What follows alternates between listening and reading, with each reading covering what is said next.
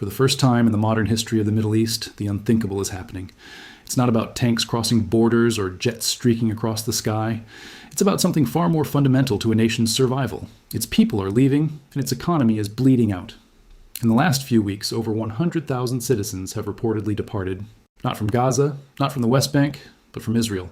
And the mechanism causing this exodus isn't just the thunder of ballistic missiles, but the silent grinding pressure of financial collapse. We are witnessing a new kind of siege, one where the weapon is a precision strike and the target isn't a military base, but a nation's bank account. This is the story of how a barrage of missiles has triggered a cascade of insurance claims, corporate flight, and economic shockwaves that threaten to redefine the balance of power in the Middle East. To understand what's happening now, you have to look beyond the familiar images of Iron Dome interceptors lighting up the night sky. For decades, the strategic assumption was that any future war would be decided by conventional armies clashing in open territory. But the conflict we're seeing today is different. It's an asymmetric war fought not for inches of land, but for the psychological and economic resilience of a nation. The opening salvo in this new battle didn't come from a tank column, but from an unexpected source, a report in the Jerusalem Post, one of Israel's own English-language newspapers. The data it presented was stark. In the first 11 days of this escalation, the Israeli tax authority was flooded with over 9,000 claims for damages. But those aren't just numbers on a spreadsheet.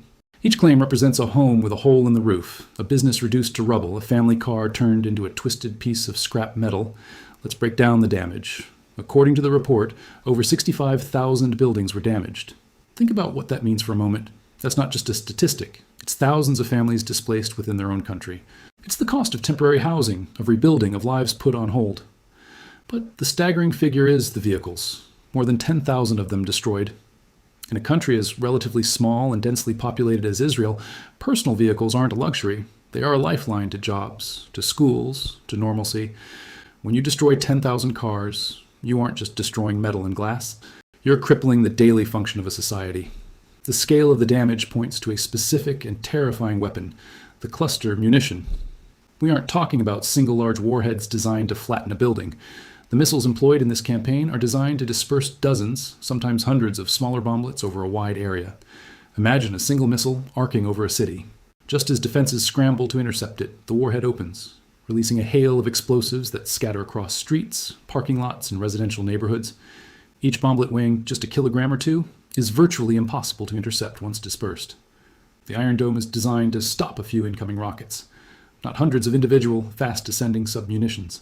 This explains how a reported 600 missiles could trigger over 42,000 separate siren alerts across the country.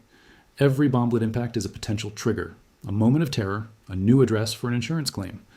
This is where the battle shifts from the physical to the economic. Insurance companies are the canaries in the coal mine for a nation's stability. They are built on calculating risk.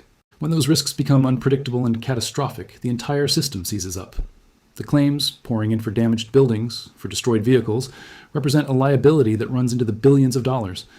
Now, you might think a nation's treasury can handle a few billion in payouts, but this isn't just about the government writing a check. This is about the private sector. Large multinational corporations, the lifeblood of any modern economy, watch these numbers. They see the trend. They calculate the risk of their offices being hit, their supply chains disrupted, their employees afraid to come to work, and they make a cold, calculated decision. We are already seeing reports of major companies divesting, pulling capital out before they incur even greater losses. Capital is notoriously skittish. It hates uncertainty more than it hates taxes. This creates a vicious feedback loop. The missile attacks cause physical damage. The physical damage leads to insurance claims and a perception of instability. That perception causes capital flight. As companies leave, they take jobs with them. The shekel weakens. The cost of importing food and fuel rises. The government is then forced to borrow more money at higher interest rates to pay for reconstruction and defense, further straining the national budget. The economy begins to sink under its own weight, a process some analysts are now bluntly calling the path toward bankruptcy. The epicenter of this economic shock is Tel Aviv. As the country's financial and technological heart, it's also the most exposed. When sirens wail over Tel Aviv, they aren't just disrupting a city, they are disrupting the engine room of the nation's economy. The startups, the venture capital firms, the high-tech hubs. This is where Israel's economic miracle was built. But a miracle is hard to sustain when you're spending your days in a bomb shelter. The concentration of claims from the Tel Aviv area suggests that this economic warfare has a specific strategic objective: to hit the nation where it is most vulnerable. Not its military installations, but its financial core. And then there's the human element. the one that truly reveals the depth of the crisis. For decades, the image of the Jewish people in the collective Western mind has been one of resilience in the face of displacement, of building a home after centuries of wandering. But now we are witnessing the reverse. Reports indicate that over 100,000 people with dual nationality have exercised their ultimate insurance policy. They've left. They've exercised their option to have a second home, a second passport, a second life elsewhere. This is the final devastating metric. A country can rebuild buildings. It can even, over time, attract new investment. But a loss of confidence in the future so profound that its citizens choose to leave is a wound that takes generations to heal. It signals to the world that the safest place for your family, for your children's future, is no longer here. So where does this leave us? The immediate military confrontation is one thing, but the shadow war, the economic war, is just beginning. If this pace of damage and capital flight continues, the unspoken red line isn't a nuclear facility, it's a credit rating. It's the point where the cost of borrowing to defend the nation exceeds the nation's ability to pay.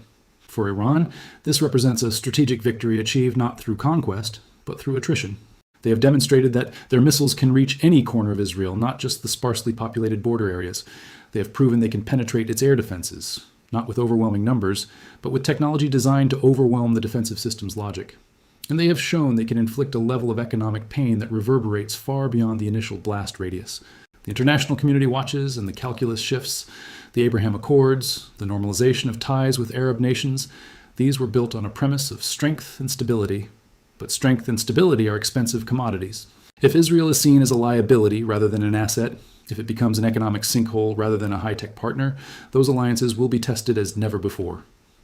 The ultimate turning point in this conflict may not come from a peace treaty or ceasefire negotiated in some European capital. It may come from a simple brutal realization in the boardrooms of New York and London that this tiny embattled nation has become a risk that is no longer worth taking. The missiles are still falling, but the real battle for Israel's future is now being fought, claim by claim, in the quiet, desperate arithmetic of its own economy. And in that battle, there is no Iron Dome. This is Daily Report. Please let us know in the comments whether you found today's video informative or not. Also, tell us which topic you would like us to cover in the next video. If you enjoyed this video, make sure to like, comment, and subscribe to the channel. Don't forget to smash the bell icon so you never miss any of our upcoming videos. Take good care of yourselves, and thank you for watching.